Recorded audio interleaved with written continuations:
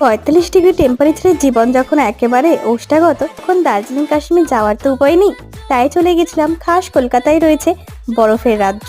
সেখানে -6 degree temperature, সাথে আবার বরফ রয়েছে। আজকে এক্সেস মলে 6 ফ্লোরে 500 টাকা করে টিকিট পার পার্সন, 1 ঘন্টা করে স্লট থেকেই জ্যাকেট আর জুতো প্রোভাইড করা হয়েছিল। তাই পরে আমরা সবাই মিলে ঢুকে গিয়েছিলাম সেই -6 ডিগ্রি টেম্পারেচারের বরফের রাজ্যে। রয়েছে এখানে সত্যি সত্যি বরফ, যেটা দেখে আমরা তো খুবই আশ্চর্য। আমরা করেছি ভীষণ আনন্দ।